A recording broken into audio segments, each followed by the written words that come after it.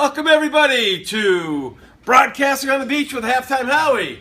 I am Halftime Howie and we're ready to rock and roll for another hour. And we're broadcasting live from Pancho's Cantina. Give it up for Pancho! And we have a full lineup of great segments and guests. But who here thinks it's important that we address the beautification of the most beautiful city, Long Beach? Well, there's an old saying, talk is cheap.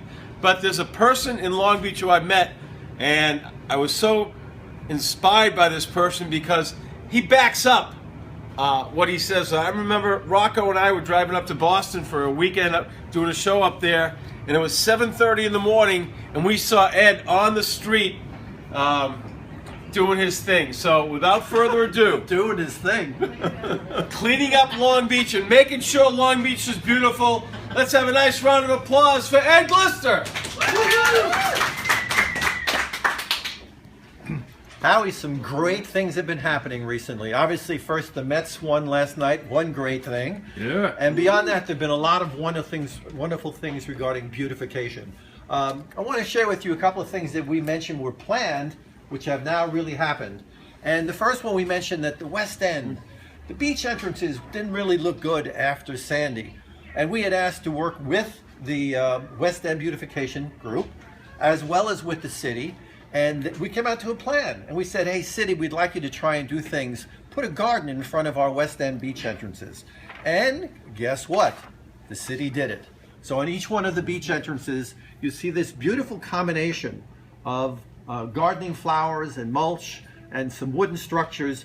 They've done a wonderful job. Just another addition, one more step to make the city look fine. And in this case, it was by working in a combination of both the local civic organization and the city. We also decided to have some other groups do some things. So one of the things we have is the West End Beautification Association. And one of the things they decided was to take some money that we had and invest it in some planters. We think the West End needs sort of a theme of some beauty. So what we did is we invested in 5 planters and did them in some very notable places. Shines, a new vendor, Pammy Creations and Cakes. We also did them in Petrie Real Estate and Knights of Columbus.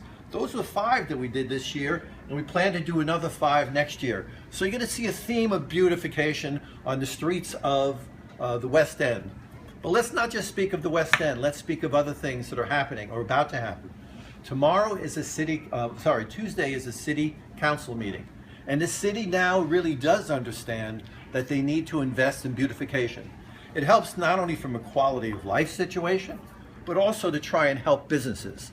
So one of the things that you're going to see in this city council meeting is the investment by the city in making the downtown business area look better, feel better, beautification. So if you look at the city agenda, there are a couple of things. One of them happens to be with the new dunes. And what they're going to invest, one of the items is 180,000 beach grass plugs, trying to make the dunes look better. In addition to that, also 4,800 Rosa rugosa plants. So not only are we going to have something that is going to be resilient to more potential flooding, but also something that looks gorgeous. It's something that will make you feel good as you get onto the beach area. In addition to that, there's another investment that's out there on the city council agenda, and that's to put 66 different concrete planters. So I think we see a combination here of where the city's willing to work with the citizens, and the citizens and the Chamber of Commerce and the civic groups are all deciding that beautification has value. It's an investment. It's not just an expense. It's an investment in making the city better, making our people feel better, our visitors feel better, and hopefully improving the business climate for us. So those are just some things that have happened recently, and when we have the Mets win tonight, things will be near perfection. All right. Great job, Ed Glister. Let's give it up. All right. All right, we're going to take a break. And who here loves music? Yeah! All right, we have a talented young musician named Eric Francis, who is going to play for us after the break. All right, we're going to break. I am Halftime Howie. This is Broadcasting on the Beach with Halftime Howie, coming to you live from Pancho's Cantina, from Long Island's first and oldest radio station, AM 1240, WGBB.